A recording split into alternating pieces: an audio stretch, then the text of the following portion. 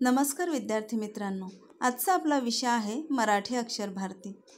या मराठी अक्षर भारतीतील 6वा पाठ ऑलिम्पिक वर्तुळाचा गोफ आज आपण अभ्यासणार आहोत आणि या पाठाचे लेखक आहेत बाळपंडित। बाळपंडित यांचा जन्म 1929 मध्ये झाला आणि मृत्यू 2015 मध्ये। हे एक प्रसिद्ध लेखक आणि क्रिकेट सामन्याचे समालोचक। त्यांनी पहिले शतक, कुमारांचे खेळ आणि क्रिकेटमधील नवलकथा यासारखी पुस्तके लिहिली।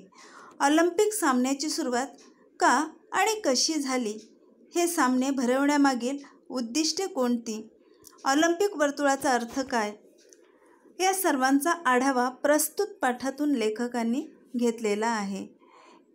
या पाठातून जागतिक ऑलिम्पिक क्रीडा स्पर्धेविषयी माहिती दिलेली आहे।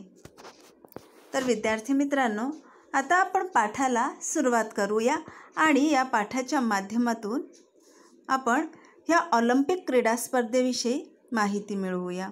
तर या ठिकाणी या ऑलिम्पिक क्रीडा स्पर्धेमध्ये असणारे जे 5 वर्तुळे आहेत, हे 5 वर्तुळे दाखवलेले आहेत आणि क्रीडा स्पर्धेमध्ये खेळले जाणारे जे खेळ आहेत ह्यांच्याविषयी पण या ठिकाणी माहिती दिलेली आहे। तर मनुष्याच्या जीवनामध्ये ह्या क्रीडेला अनन्यसाधारण महत्त्व आहे। हे क्रीडा सामने जे आहेत हे वेगवेगळ्या सर्व स्तरांवर खेळले जातात आणि हे क्रीडा सामने रसिकांच्याच नव्हे तर जगभरातील क्रीडाप्रेमींचेही लक्ष वेधून घेणारे ठरतात। संपूर्ण जगभरातील क्रीडा सामन्यात ऑलिम्पिक क्रीडा सामन्यांना एक मानाचे स्थान आहे। ऑलिम्पिक 2020 च्या विजयाचे उद्दिष्ट डोळ्यासमोर ठेवून आपल्याला आवडणाऱ्या खेळावर लक्ष केंद्रित करून त्यात पारंगत होऊन आपल्या देशाला ऑलिम्पिक विजयाचे मानकरी होण्यासाठी अधिकाधिक प्रयत्नशील राहूया। मतलब बच्चों कि 2020 में जो ओलंपिक क्रीड़ा स्पर्धा होने वाली है, तो हमें जो खेल पसंद है तो हमें क्या करना है, उस खेल में हम ज़्यादा से ज़्यादा कितना अच्छा खेल सकते हैं उस पर हमें ध्यान देना है और किस प्रकार हम हमारे देश को एक ऊंचे लेवल तक लेकर जा सकेंगे, इसके बारे में सोचना है। अब देखो बच्चों कि पहले हमें पाठ परिचय जो है ये लेना है। म्हणजे सर्वात प्रथम आपण पाठ परिचय करून घेऊया। तर या पाठाच्या माध्यमातून आपल्याला ऑलिम्पिकचा इतिहास जाणून घ्यायचा आहे। त्याचप्रमाणे ह्या ऑलिम्पिक क्रीडा स्पर्धेसाठी कशा प्रकारे अवाढव्य तयारी केली जाते हे देखील आपल्याला सांगितलेलं आहे। जगभरातील राष्ट्रांचा सहभाग, किती राष्ट्रांचा आणि कशा प्रकारे हा सहभाग होऊ शकतो याविषयीची माहिती देखील पाठाच्या माध्यमातून दिली गेलेली आहे। आणि या ऑलिम्पिक क्रीडा स्पर्धांमध्ये आत्तापर्यंत गाजलेले खेळाडू जे आहेत त्या गाजलेल्या खेळाडूंची नावं आणि त्यांची माहिती पाठाच्या माध्यमातून लेखकांनी आपल्याला करून दिलेली आहे। इतकंच नव्हे तर ह्या ऑलिम्पिक क्रीडा स्पर्धेचं महत्त्व काय आहे, तर या विषयीचा इतिहास देखील या पाठाच्या माध्यमातून आपल्याला कळणार आहे। तर विद्यार्थी मित्रांनो, आता आपण या पाठाच्या माहितीकडे वळूया।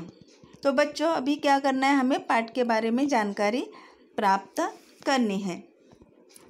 ऑलिम्पिक गावाकडे आमची मोटार भरधाव वेगाने जात होती। प्रचंड गर्दी असली तरी रहदारीला अडचण मुळीच नव्हती।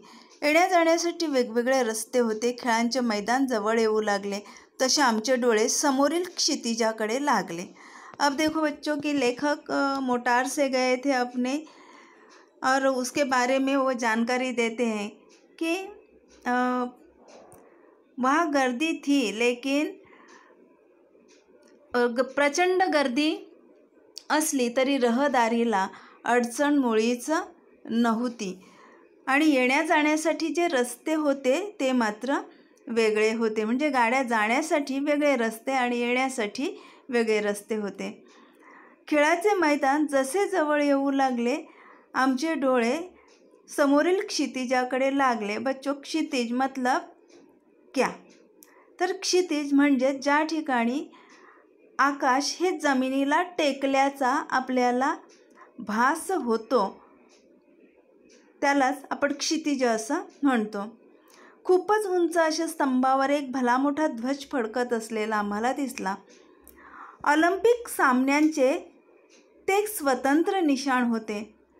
ध्वजावरील पांढऱ्या शुभ्र पार्श्वभूमीवर लाल, निळ्या, पिवळ्या, हिरव्या व काळ्या रंगाची 5 वर्तुळे एकमेकांमध्ये गुंफलेली होती।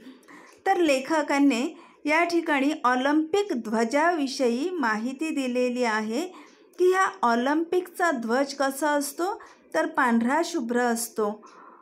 बच्चों, ये ध्वज जो है वो किस रंग का है? सफ़ेद रंग का, और उस पे लाल, पीला, नीला, हरा और काला इस रंग के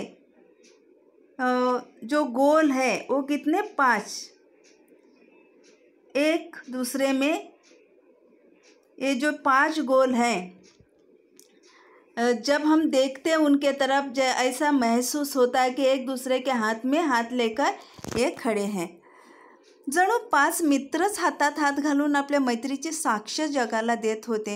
ही 5 वर्तुळे म्हणजे जगातील 5 खंड आहेत। तर ही 5 वर्तुळे आपल्या मनामध्ये एक प्रश्न निर्माण होतो की 5 वर्तुळेच का? तर सुरुवातीला जगामध्ये म्हणजे ज्या वेळेला ऑलिम्पिक क्रीडा स्पर्धांना सुरुवात झालेली होती त्यावेळेला जगामध्ये 5 खंड होते आणि म्हणून 5 वर्तुळे त्यावेळेला दाखवली जात होती। तर हे 5 वर्तुळे म्हणजेच 5 मित्र आहेत आणि त्यांची शुभ्र धवल पार्श्वभूमी म्हणजे विशाळ अंतराळ। या ध्वजावर ऑलिम्पिकचे ब्रीदवाक्य लिहिलेले आहे। तर हा जो ध्वज आहे या ध्वजावर ऑलिम्पिकचं ब्रीदवाक्य लिहिलेलं है। तो बच्चों, ये ब्रीदवाक्य जो है वो कौन सा है उसके बारे में अभी हम जानकारी प्राप्त करेंगे। ये ब्रीदवाक्य है सीटियस, वॉल्टियस एंड फर्टियस। अब देखो बच्चों कि सीटियस का अर्थ है गतिमानता, ऑल्टियस का अर्थ है उच्चता और फर्टियस का अर्थ है तेजस्विता। प्रत्येक खेळाडूने जास्तीत जास्त गतिमान होण्याचा प्रयत्न केला पाहिजे। अधिकाधिक उंची गाठण्याची शिकस्त केली पाहिजे आणि बलसंवर्धनासाठी जास्तीत जास्त श्रम केले पाहिजेत असा संदेश हा ध्वज खिलाड़ूना देत असतो। तो बच्चों, ये जो ध्वज है इस पर क्या लिखा है? और सीटियस, ऑल्टियस और फर्टियस मतलब ये खेलने वाले जो लोग हैं उन्हें क्या क्या करना है इसके बारे में भी यह जानकारी दी है। क्या करना है? तो खेळाडूने जास्तीत जास्त गतिमान होण्याचा प्रयत्न केला पाहिजे, त्याचप्रमाणे जास्तीत जास्त श्रम केले पाहिजेत आणि अधिकाधिक उंची गाठण्याचा त्यांनी प्रयत्न केला पाहिजे। या ध्वजस्तंभाजवळ एक स्फूर्तिदायक मशाल सतत तेवत असते। ऑलिम्पिक सामने म्हणजेच क्रीडापटूंसाठी आणि क्रीडा शौकीनांसाठी एक पर्वणी असते। पृथ्वीच्या पाठीवरील सर्व राष्ट्रातील सुमारे 5 ते 6 हजार खेळाडू या सामन्यांमध्ये सहभागी होतात अशी माहिती या ठिकाणी लेखक आपल्याला देतात की या जगातील सर्वसाधारणपणे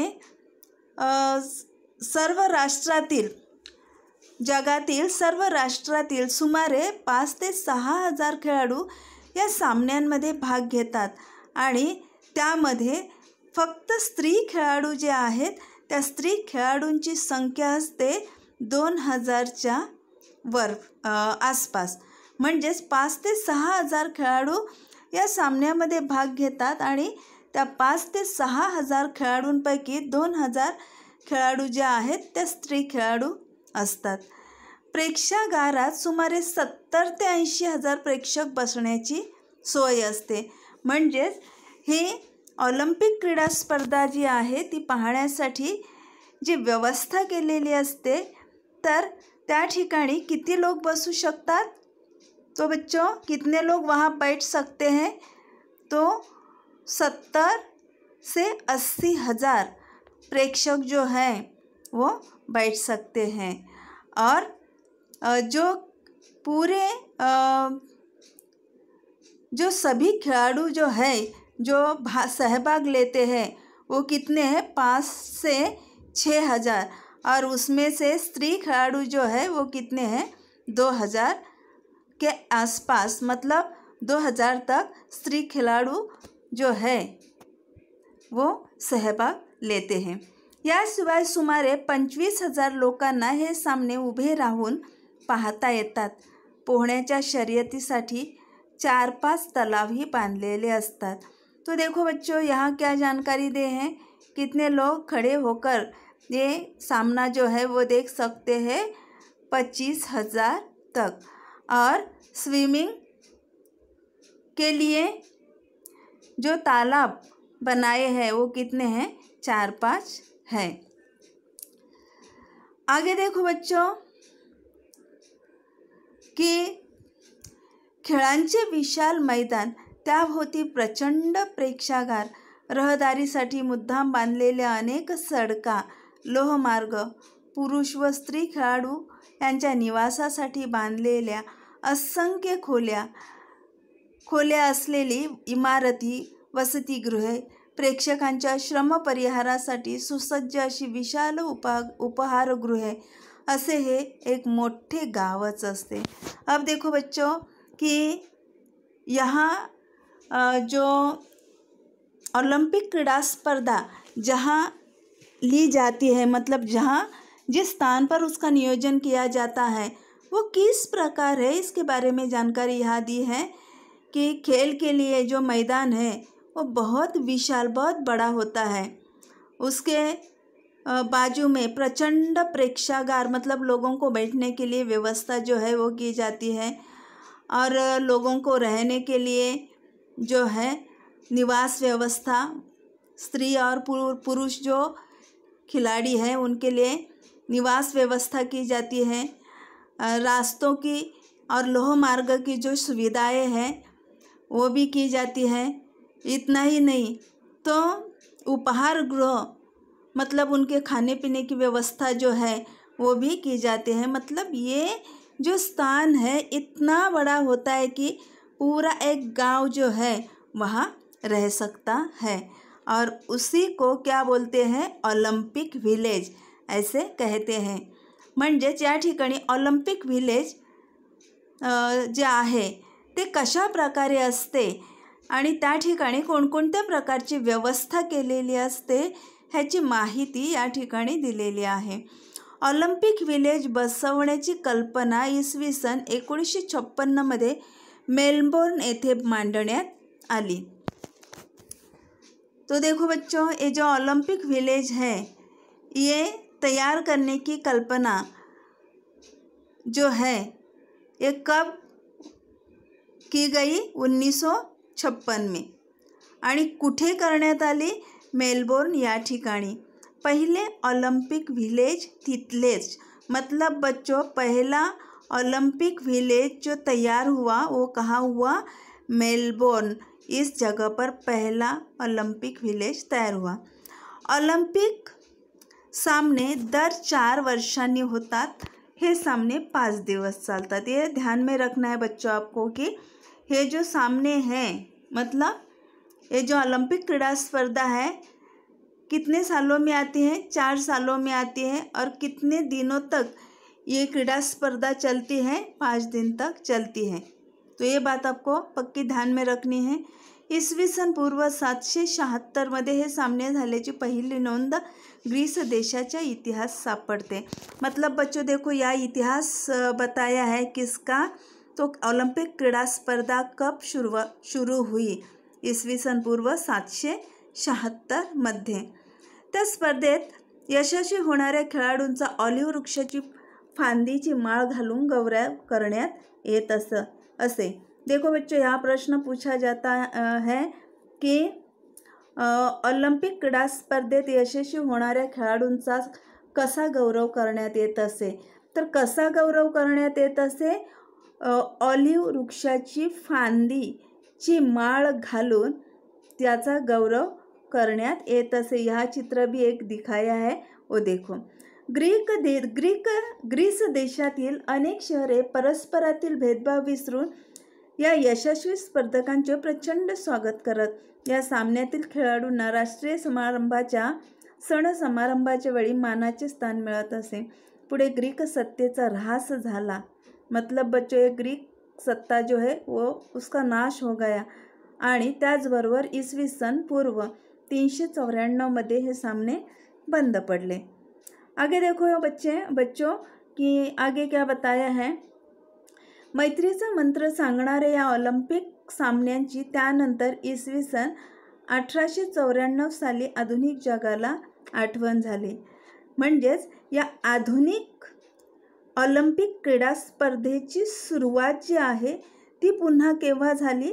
1894 मध्ये। यावर्षी फ्रान्स देशात एक ऑलिम्पिक कांग्रेस भरवण्यात आली होती। बच्चों यहाँ भी प्रश्न पूछ सकते हैं कि ऑलिम्पिक कांग्रेस जी आहे ती कोणत्या देशात भरवण्यात आली? कोणत्या देशात? फ्रान्स देशात। या काँग्रेसला अनेक राष्ट्रांचे प्रतिनिधी हजर होते।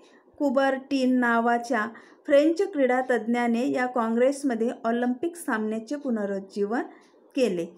ऑलिम्पिक सामन्यांचे पुनरुज्जीवन केले मतलब क्या बच्चों? की हे ऑलिम्पिक सामने जे आहेत की बंद पडलेले होते, तर हे ऑलिम्पिक सामने कोणी सुरू केले? तर कुबर्टीन नावाच्या फ्रेंच क्रीडा तज्ज्ञाने हे ऑलिम्पिक सामने पुन्हा 1894 साली सुरू केले। कोणी केले? कुबेरटीन नावाच्या फ्रेंच क्रीडा तज्ज्ञाने हे ऑलिम्पिक क्रीडा सामने 1894 साली पुन्हा सुरू केले आणि म्हणून त्याला पुनरुज्जीवन हा शब्द वापरलेला आहे। शरीर संपदा वाढविण्यासाठी, बलसंवर्धन करण्यासाठी आणि प्रामुख्याने देशादेशातील मैत्री वाढून त्यांच्यात मित्रत्वाची स्पर्धा व्हावी यासाठी प्राचीन ऑलिम्पिक सामन्याप्रमाणेच यापुढे आंतरराष्ट्रीय क्रीडा स्पर्धा भराव्यात असे ठरले। कि जिस प्रकार प्राचीन काल में ये क्रीडा स्पर्धा नियोजित की जाती थी, उसी प्रकार ये क्रीडा स्पर्धा आगे भी चलती रहे, इसका निर्णय हुआ। 1896 पासून ऑलिम्पिक सामने दर 4 वर्षांनी वेगवेगळ्या देशात भरवले जातात। त्या निमित्ताने जगात सद्भावना, समता, मैत्री, विश्वबंधुत्व, शिस्त व ऐक्य या भावना वाढीस लागतात। तो बच्चों यहाँ भी प्रश्न पूछा जाता है कि ह्या क्रीडा स्पर्धांच्या निमित्ताने कोणत्या भावना वाढीस लागतात? कोणत्या भावना वाढीस लागतात? तर जगात सद्भावना, मैत्री, समता, विश्वबंधुत्व, शिस्त व ऐक्य या भावना वाढीस लागतात। मतलब यहाँ हमें कितने कॉलम का प्रश्न पूछ सकते? 6 कॉलम है इस प्रश्न के आंसर में। या सामन्यात निरनिराळ्या 21 खेळांची तरतूद आहे। इस पर भी प्रश्न आता है बच्चों कि ये क्रीडा स्पर्धा जो है वो कितने प्रकार के खेल इसमें लिए जाते हैं?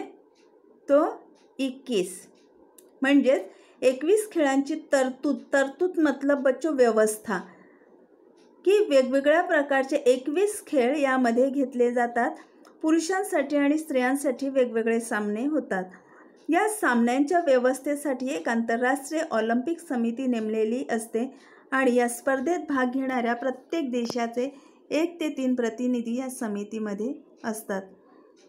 या समितीमध्ये खेळांची व्यवस्था त्या खेळांच्या आंतरराष्ट्रीय संघाकडे असते। ऑलिम्पिक सामन्यांसाठी लागणारा जो खर्च आहे हा खूप मोठा असतो बच्चों।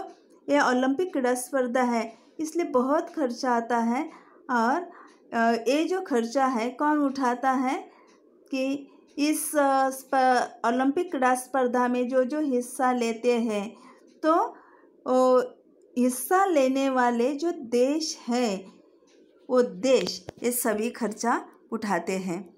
क्रीडा क्षेत्रात जातीभेद नाही, धर्मभेद नाही की वर्णभेद नाही, येथे सर्वांना समान संधी आहे। अमेरिकेतील जेसी ओवेन्स हा वंशाने आफ्रिकी खिलाड़ू।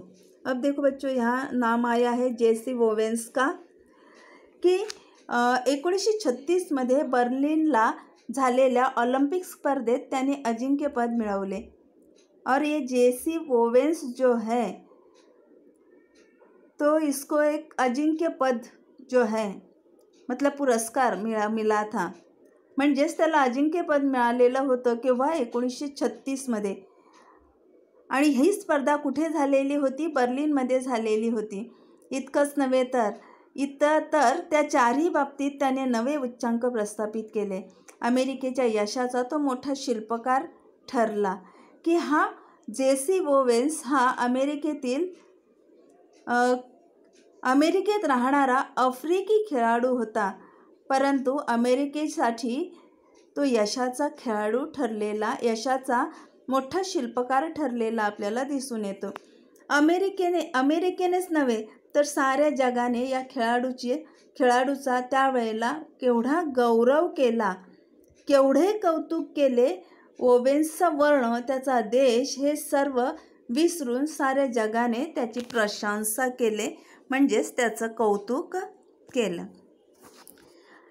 उसके बाद दूसरा एक नाम यहाँ दिया है बच्चों, एमिल झटोपेक।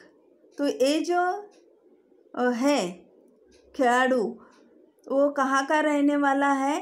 झेकोस्लोवाकिया का एक खिलाड़ू है। 1952 साली त्याने हेलसिंकीचे मैदान गाजवले। मतलब ये जब खेला था वो कहाँ खेला था? हेलसिंकी जो स्थान है वहाँ स्पर्धा हुई थी, इसलिए यहाँ कहा है की त्याने हेलसिंकीचे मैदान गाजवले। तेथे त्याने 5000 मीटर धावणे व मॅरेथॉन या लांब पल्ल्याच्या शर्यतीत नवीन विक्रम केले। हा नवा इतिहास त्याने घडविला। जगातील एक मानवी रेल्वे इंजिन अशी झेटोपेकने ख्याती मिळवली। तो या झेटोपेकला काय म्हटलं जातं? क्या कहा जाता है? एमिल झेटोपेक को जगातील एक मानवी रेलवे इंजिन। ऐसा क्यों कहा जाता है? क्योंकि कारण 5000 मीटर धावणे व मॅरेथॉन या लांब पल्ल्याच्या शर्यतीत त्याने नवीन विक्रम प्रस्थापित केले। नवीन विक्रम प्रस्थापित केले मतलब बच्चों कि आज तक उसके इतना कोई ज़्यादा दौड़ा नहीं था, उसके इतना कोई दौड़ा नहीं था, और इसलिए त्याने नवीन विक्रम प्रस्थापित केले असं या ठिकाणी लेखकाने सांगितलेलं आहे। यामुळे जगातील सर्व लोकांना झेटोपेकबद्दल तर अभिमान वाटलाच, पण त्याचबरोबर झेकोस्लोवाकिया देशाबद्दलही त्यांच्या मनात आदर निर्माण झाला। तो बच्चों देखो कि यहाँ एमिल झेटोपेक का चित्र जो है वो दिखाया है और उसके आगे लिखा है मानवी रेलवे इंजिन, मतलब इंजिन जितना ये तेज दौड़ता रहता है। अमेरिकेतील इथियोपियाच्या अबेबे बिकेला या खिलाड़ूने तर रणवाणी पायाने मॅरेथॉन लांब पल्ल्याची शर्यत जिंकली। अब देखो बच्चों, यहाँ तीसरे खिलाड़ू जो है उसका नाम दिया है अबेबे बिकेला। ये कहाँ का है? अफ्रीका का रहने वाला। अफ्रीका जो है तो यहाँ का इथियोपिया ये जो स्थान है यहाँ रहने वाला एक खिलाड़ू है। और इसने क्या किया था कि पैर में चप्पल या शूज़ न डालते हुए, मतलब बिना डाले उसने ये जो मैराथन है ये जीता था। एवढे मोठे अंतर त्याने 2 तास 15 मिनिटात काढले। फॅनी बॅकर्स या स्त्री खेळाडूने तर 1948 साली ऑलिम्पिकचे मैदान दणाणून सोडले। 100 मीटर व 200 मीटरच्या शर्यतीत प्रथम क्रमांक मिळवला। भारताच्या हॉकीच्या स्पर्धेत भारताने हॉकीच्या स्पर्धेत अनेक वर्ष अजिंक्यपद टिकवले. सुप्रसिद्ध भारतीय हॉकी खेळाडू ध्यानचंद याचे नाव कित्येक वर्ष जगात सर्वांच्या जिभेवर नाचत होते. तो बच्चों, ये जो ध्यानचंद है उनका जो फ़ोटो है ये भी इस वीडियो में आपको दिखाया है. ऑलिम्पिकच्या मैदानावर खेळाडू खेळत असतात तेव्हा खेळाडूंना पराक्रमाचा व प्रयत्नवादाचा संदेश देणारा ध्वज डौलाने फडकत असतो. या ध्वजावरील 5 खंडांची वर्तुळे समतेचा व विश्वबंधुत्वाचा संदेश देतात. अब देखो बच्चों, यहाँ इस लाइन पर भी एक प्रश्न आता है की ध्वजावरील 5 खंडांची वर्तुळे जी आहेत ती जगाला कोणता संदेश देतात? तर समतेचा आणि विश्वबंधुत्वाचा संदेश देत असतात. तर त्याच्या शेजारी क्षुद्र विचारांचा अंधकार घालवणारी ज्योत तेवत असते. मतलब बच्चों, मशाल जो है वो वहाँ जलती रहती है. तो देखो बच्चों, यहाँ चित्र दिया है किसका? मेजर ध्यानचंद जो है उनका चित्र दिया है. बहुत सालों तक ये जो हॉकी खेल है, इस हॉकी खेल में इनका ही नाम सबके मुंह में था. तो बच्चों, ये जो खेल के बारे में जो जानकारी है और बहुत सारे जो खिलाड़ी हैं उनके बारे में यहाँ जानकारी दी है पाठ के माध्यम से. त्याचप्रमाणे की वेगवेगळ्या प्रकारचे जे म्हणजेच वेगवेगळे जे खेळ आहेत, वेगवेगळ्या प्रकारचे जे खेळ आहेत त्या खेळांविषयीची माहिती, त्याचप्रमाणे किती खेळाडू या ऑलिम्पिक क्रीडा स्पर्धेमध्ये भाग घेऊ शकतात, या ऑलिम्पिक क्रीडा स्पर्धेचा जो इतिहास आहे त्या इतिहासाची माहिती आणि कशा प्रकारे या ऑलिम्पिक क्रीडा स्पर्धेमध्ये जे शहर निर्माण केलं जातं किंवा जे ऑलिम्पिक क्रीडा स्पर्धेची जी व्यवस्था केलेली असते की ज्या ठिकाणी एक गाव वसू शकेल अशी व्यवस्था केलेली असते आणि कशा प्रकारे हे खेळ खेळले जातात आणि ह्या ऑलिम्पिक क्रीडा स्पर्धेचा इतिहास, ह्या सर्वांची माहिती या पाठाच्या माध्यमातून लेखक बाळपंडित यांनी आपल्यापर्यंत पहुंचवलेली आहे. तो बच्चों, ये जो सब जानकारी है आपके ध्यान में ज़रूर आई होगी. तो यहाँ कुछ शब्द दिए हैं कि ये जो शब्द है ये सभी शब्द आपको देखने हैं. कुछ वाक्य प्रचार यहाँ आए हैं तो उसके बारे में थोड़ी जानकारी प्राप्त करेंगे. लक्ष वेधून घेणे म्हणजेच आकर्षून घेणे. पारंगत होणे म्हणजे निपुण होणे. साक्ष देणे म्हणजे ग्वाही देणे. शिकस्त करणे म्हणजेच कठोर मेहनत करणे. गौरव करणे म्हणजे सन्मान करणे, सत्कार करणे. ऱ्हास होणे म्हणजे नाश पावणे किंवा नष्ट होणे आणि पुनरुज्जीवन करणे म्हणजेच नव्याने निर्माण करणे. तो बच्चों, ये जो पाठ है, इस पाठ का जो स्पष्टीकरण है यहाँ समाप्त हुआ. ह्या पाठाचं जे स्पष्टीकरण आहे ते आता या ठिकाणी संपलेलं आहे. धन्यवाद.